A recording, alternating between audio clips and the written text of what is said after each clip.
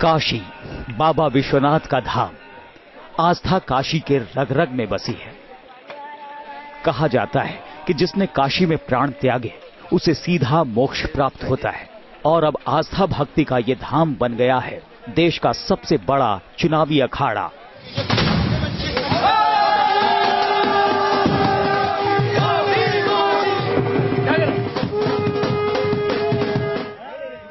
अस्सी घाटों पर कल कल बहती गंगा की धार अब गवाह बन गई है उस रण की जिसमें देश के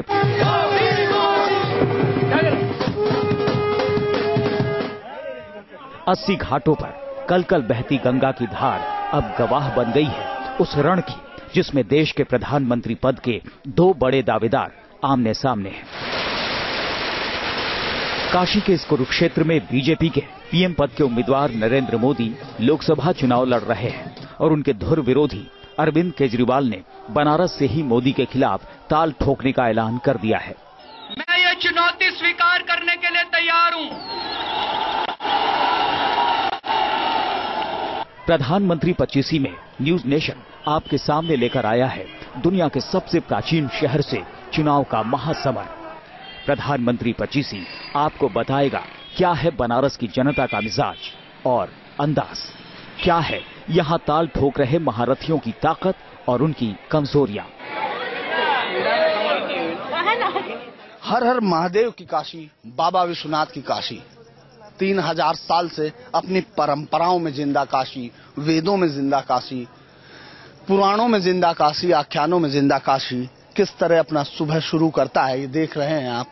हजारों की तादाद में यहां से लेकर अगले 80 घाट तक के बीच में किस तरह से सुबह 4 बजे से तीर्थयात्रियों का आवागमन शुरू हो जाता है।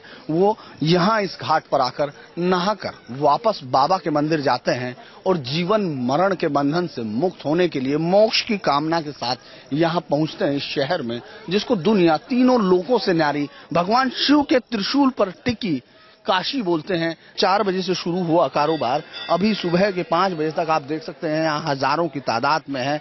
और जो सबसे अहम बात है कि सिर्फ तीर्थयात्री ही नहीं यहाँ पहुंचे, यहाँ के सिर्फ पंडित और पुजारी यहाँ नहीं पहुंचते। आप देख सकते हैं यहाँ बैठे हुए भिक्षा के लिए बैठे हुए भिखारियों की पूरी तादाद भी जो धर्म के लिए आने वाले तीर्थयात्रियों की भिक्षाओं पर अपना कारोबार करते हैं वो तक यहाँ तमाम लोग आ चुके हैं। और ये जो अपने अल्लड़पन और अपनी मस्ती में बनारस कहलाता है। अब ये शहर जो बीजेपी के प्रधानमंत्री पद के उम्मीदवार नरेंद्र मोदी हैं उनके यहाँ से चुनाव लड़ने के बाद राजनीति के केंद्र में भी ये शहर आ जाता है जिसको धर्म और आस्था का केंद्र कहा जाता है। 3000 साल की वाचिक परंपरा या हिंदू परंपरा, सनातन परंपरा के केंद्र में ये शहर रहा।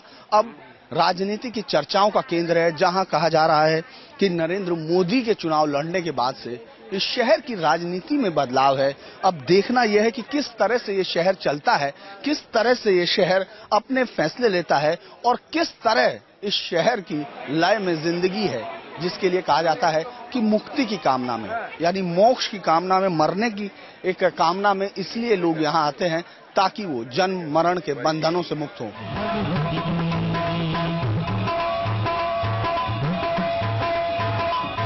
तो इन गंगा के घाटों से अब चलते हैं हम बनारस की उन गलियों में जहां काशी के बाद अब बनारस जागता है।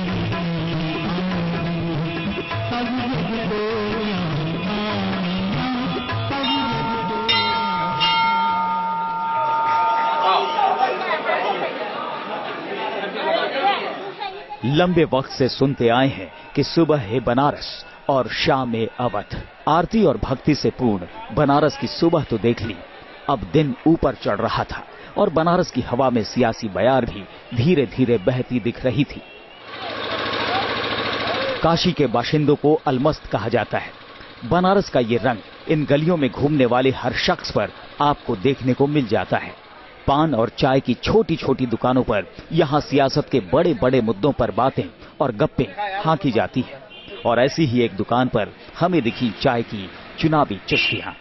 इस समय सुबह के 8 बजे हैं। आपने देखा है ये शहर जो लगभग 5 बजे ऊठ जाता है और कहा जाता है सुबह बनारस, उसका एक नजारा आपको यहाँ चौक इलाके में भी दिख रहा है जो एक चाय की दुकान है जिसको यहाँ के लोग गणेश चाय की दुकान, ये तमाम लोग यहीं के काशी के रहने वाले लोग हैं। इन्हीं से जानना चाहते हैं कि आखिर काशी को किस तरह से देखा जाता है। हालांकि यहाँ से बीजेपी के प्रधानमंत्री पद के उम्मीदवार नरेंद्र मोदी हैं इस बार, तो काशी की पहचान क्या है, क्यों इनको लगता है कि नरेंद्र मोदी यहाँ आए हैं? आपका क्या नाम है? श्री प्रकाश। श्री प्रकाश जी, आपका ये शहर काशी किस चीज से पहचाना जाता है? आपको लगता है कि दुनिया में इसको जाना जाता है, क्यों? बाबा विश्वनाथ की नगरी है, इससे सब बहुत प्रसिद्ध है। काशी के पहचान बाबा विश्वनाथ की नगरी से है। आप काशी को कैसे जानते हैं? काशी को मेरा नजरिया तो एकदम अलग है।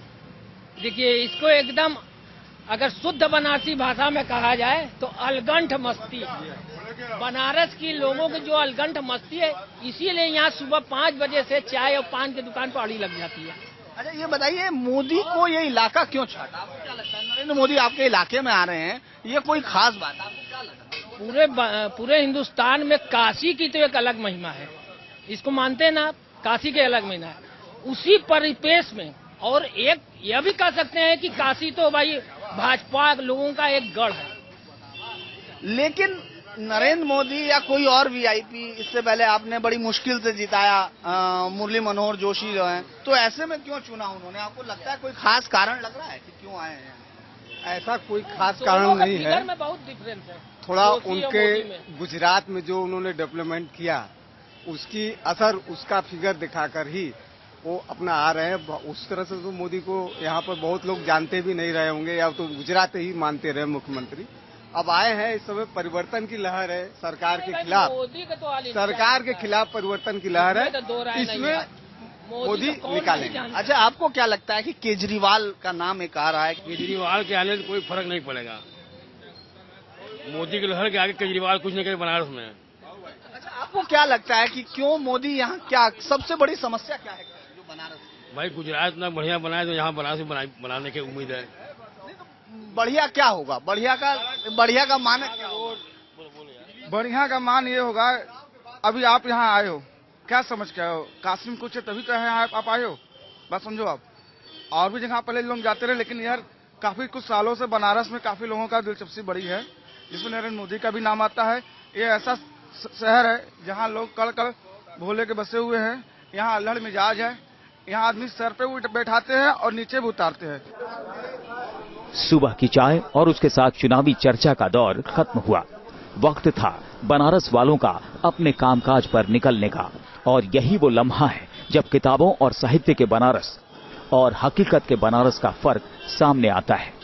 जिस काशी को मोक्ष का रास्ता कहा जाता है, उसी काशी की सड़कों का हाल बुरा है। ब्रज की कुंज गलियां सुनी थी, लेकिन काशी की गलियां भी कुछ ऐसी ही संकरी दिखती हैं।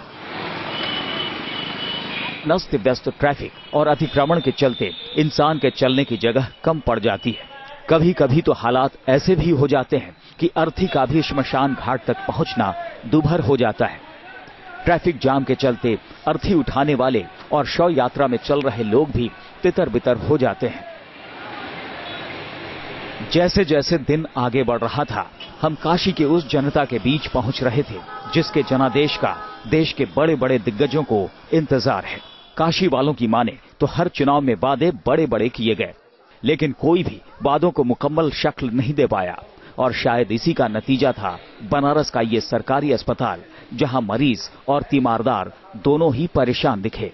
बनारस के विकास के दावे के साथ नरेंद्र मोदी यहाँ प्रधानमंत्री पद के उम्मीदवार जो बीजेपी के हैं, लोकसभा चुनाव लड़ते हैं, लेकिन यहाँ की हालात क्या है? इतनी बड़ी आबादी जो बनारस की है वो इस हॉस्पिटल पर निर्भर है, जहाँ भीड़ भी होती है। हालांकि इस वक्त लगभग 1 बजने को है और ज्यादातर डॉक्टर जा चुके हैं और भीड़ भी जा चुकी है, लेकिन कुछ लोग हैं, पूछते हैं क्या आपने जो पर्चा आपको लिखा गया है, सारी दवाइयाँ आपको मिलती? जी नहीं, सारी दवाई नहीं मिली। क्या कहा गया है? कहा गया कि ये 2 दवाइयाँ तो अस्पताल में आती ही नहीं है। देख रहे हैं कि ये एक भीड़ है जो इस तरफ है, जो इस पूरे बनारस को, जो बनारस कहा जाता है काशी, जिसके विकास की जरूरत है, तो सबसे ज्यादा जरूरत है कि हॉस्पिटल की सुविधाएं, स्वास्थ्य सुविधाएं हो। वहाँ की हालत आपको देखना है कि लोग इससे संतुष्ट भी हैं। हालांकि कुछ हिस्सों में यहाँ इतनी बड़ी आबादी को ये हॉस्पिटल संभाल नहीं पाता, ज्यादातर हिस्सा यहाँ से BHU को चला जाता है। क्या स्थिति है इसमें हॉस्पिटल में? अब आप देखते हैं कि एक बच्चा इस वक्त है हमारे साथ, उनके बच्चे के पेरेंट्स हैं, उससे क्या अभी आपके बेटे को हुआ है? हमारे बच्चे को चलने में प्रॉब्लम हो रहा है, तो डॉक्टर को दिखाया हमने अभी। डॉक्टर साहब बोले कि इसके ब्रेन में प्रॉब्लम है कुछ, इसके लिए CT स्कैन करवाना पड़ेगा। हमने पूछा डॉक्टर साहब यहाँ CT स्कैन की व्यवस्था है? डॉक्टर साहब ने बोला कि नहीं, यहाँ नहीं, बाहर करवाना पड़ेगा, और जब करवाइएगा तो हमको बताइएगा, हम जहाँ कहेंगे वहाँ करवाइए, आप करवाइएगा। अच्छा, ये भी बताया कि आपको जहाँ कराना है? हाँ, ये बोल रहे हैं डॉक्टर साहब कि जहाँ हम बोलेंगे आपको, आप वहाँ करवाइएगा। आपको लगता है कि कोई ऐसी सरकार हो जो कम से कम आपको हॉस्पिटलों में ये सुविधा दे सके, क्या ये स्कैन तक यहाँ हो आपके लिए? आपको लगता है? सर, यहाँ तो अपने स्टेट की बात की जाए तो सबसे अच्छी सरकार BSP की थी। यहाँ लोग समय से आते थे, समय से अपना जाते थे। क्या आपको लगता है कि जिस तरह सरकार दावे करती है स्वास्थ्य सेवाएं आम आदमी तक? सर, यहाँ तो अपने स्टेट की बात की जाए तो सबसे अच्छी सरकार BSP की थी। यहाँ लोग समय से आते थे, समय से अपना जाते थे। क्या आपको लगता है कि जिस तरह सरकार दावे करती है स्वास्थ्य सेवाएं आम आदमी तक, आपको लगता है उस तरह चल रहा है? नहीं, कुछ नहीं सर। दवा एक तो डॉक्टर कुछ लिखते हैं, दवा वहाँ मिलती है, कुछ लिखते हैं आँख का, वहाँ मिलता है कुछ। लंबा लाइन लगाए रहते हैं, जबकि 10-10 लोग कर्मचारी हैं, फिर भी लंबी लाइन लगी रहती है। आराम से लोग बैठे रहते हैं, इधर उधर घूमते रहते हैं। अच्छा, बार बार लोग कह रहे हैं कि विकास होगा, विकास होगा। आपको लगता है विकास में क्या स्वास्थ्य सेवाएं नहीं होनी चाहिए? अरे भरपूर होनी चाहिए, क्यों नहीं होनी चाहिए? स्वास्थ्य रहेगा तभी तो कुछ देखेगा आदमी, सुनेगा। जो है केवल सड़क पर बिछा लिए रातों रात, उससे थोड़ी हो जाएगा कि जो है विकास हो गया। बड़े बूढ़े कहते थे कि काशी में जो पढ़ लिया वो विद्वान हो गया, लेकिन आज की काशी में स्कूल कॉलेज इस कसौटी पर खरे उतरते नहीं दिखते। खुद सुनिए उन शिक्षकों की जुबान से जो काशी का भविष्य तराशने की कोशिश करते हैं। दिक्कत आज के समय ये है कि विद्यालयों के पास आर्थिक संसाधन शून्य सा है। हमारे पास संसाधन के नाम पर कुछ भी नहीं है। आज से 50 साल पहले जो शुल्क हुआ करते थे, 2 साल पहले तक हम 10 पैसे का फीस लेते थे, लेट फीस लेते थे। वेतन के अतिरिक्त हमें शासन से कुछ मिलता नहीं है, और शासन की अनेक योजनाएं हैं, शिक्षा से जुड़ी, भोजन से जुड़ी, वस्त्रों से जुड़ी, और अन्य जो हमें स्कूल के इंफ्रास्ट्रक्चर्स के लिए चाहिए, वहां पर कहीं चूक हो रही है। आज इस शहर की आइडेंटिटी इतनी बड़ी है, और आइडेंटिटी ही नहीं है, इसके प्रति गहरी आस्था है।